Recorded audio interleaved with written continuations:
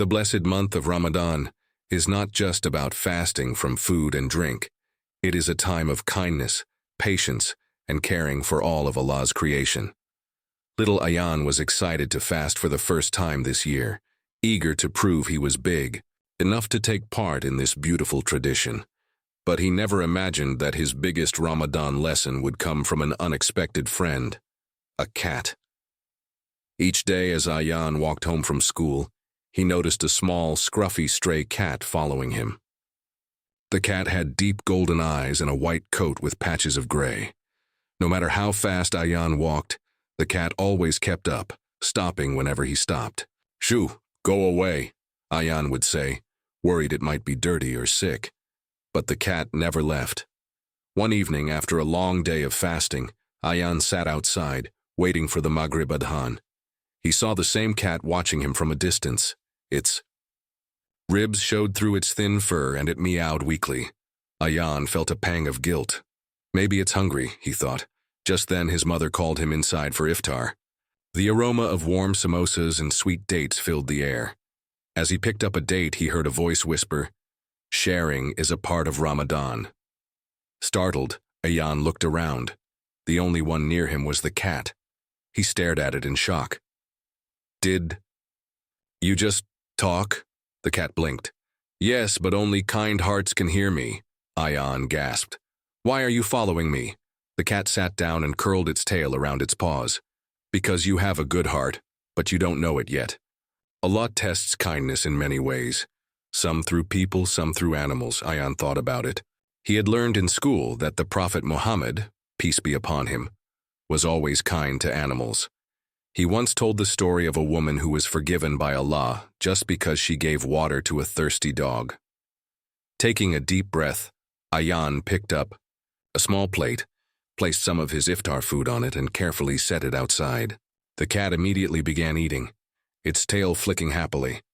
From that day on, Ayan never shooed the cat away. Instead, he brought it food and water every evening. The cat never spoke again, but Ayan no longer needed it to. He had learned the lesson Allah had sent for him. Kindness is a gift, and taking care of all creatures is an act of worship. As Ramadan came to an end, the cat disappeared. Jan searched for it but never saw it again. Yet, in his heart, he knew the cat had been more than just a stray. It was a teacher, a test, and a reminder that kindness has no limits. If this story touched your heart, remember to share it. May we all learn to be kind to Allah's creatures, for kindness is never wasted. Like and share to spread the message.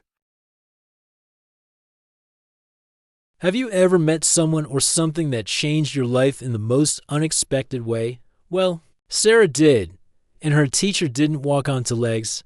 It me in a small, quiet neighborhood nestled between whispering trees and sleepy streets. Lived a 10-year-old girl named Sarah. She was bright, curious, and always frowning. No chocolate in the lunchbox again. This backpack is so old. Why do I always get the slowest internet? From tiny complaints to big sighs, nothing ever seemed good enough for Sarah. Even when her mom tucked her in every night and told her stories, Sarah always found something to grumble about. One chilly afternoon, Sarah was sitting on her porch, arms crossed, frowning at a chipped toy she used to love. That's when she heard it a soft, high-pitched meow. She looked down and saw the most unusual cat. It was small, scruffy, with one ear bent down and fur that looked like it had seen too many rainy days. "Shoo," Sarah waved. "I don't have any food."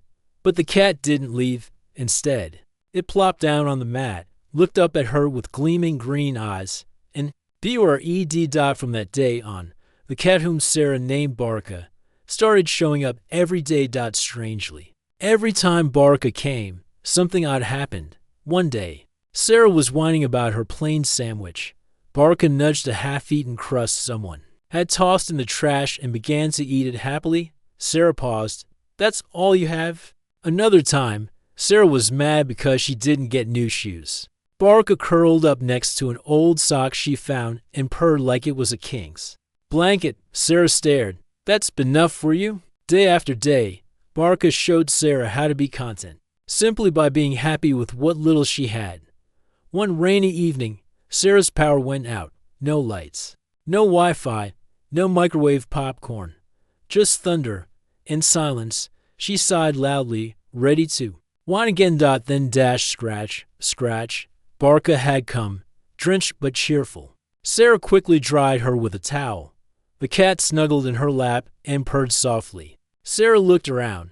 A warm blanket, a mother making chai in candlelight, a roof over her head, a furry friend who never asked for anything. For the first time, Sarah didn't see what was missing. She saw what she had. She whispered, "Thank you, Barca." And right then, she smiled a real one. A year later, Sarah still had the same old backpack. The Wi-Fi still glitched, and she still ate the same sandwich. But now, she wrote in her blessing journal every night, warm socks on a cold day, a friend who shares their umbrella. Barca curled up on my lap. Sarah became the girl who noticed the small things, and soon, people started noticing her smile. Barca wasn't just a cat. She was a little reminder from Allah. Gratitude turns what you have into enough. So, what are you grateful for today? Is it your shoes, your sibling, the fact that you're breathing? Write it in the comments. Let's create a chain of blessings together if this story warmed your heart. Don't forget to like, share, and subscribe for more stories that inspire and shine. In a cozy little village nestled between hills and fields, lived a playful kitten named Milo. He was soft, stripy, and had the biggest green eyes filled with questions. Milo was curious about everything. "Why do leaves fall?" he'd ask. "What if I touch that shiny thing?" he'd wonder. Milo started poking his paw at a beehive. Bees buzz angrily. Milo jumps back, startled. Milo giggled. "Oops, that buzzed." One breezy afternoon, Milo spotted the tallest stack of hay in the barn. Milo, tails started twitching. "What if I climb up there? I bet I'll see the whole world." Milo started climbing higher and higher. Up he went, paw by paw, until, uh-oh, he looked down and froze. Milo started, trembling. "Oh no, it's too high. How do I get down?" Milo started meowing loudly from the top.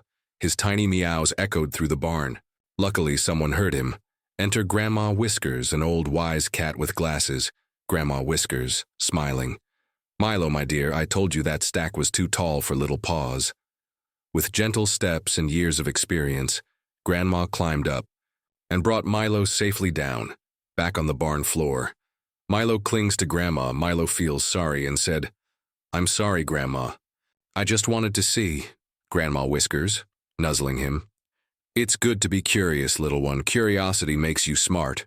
But listening to advice, that makes you wise." Milo sitting, thoughtful, while Grandma pats his head. From that day on, Milo still asked why and what if. But he also listened to those who cared.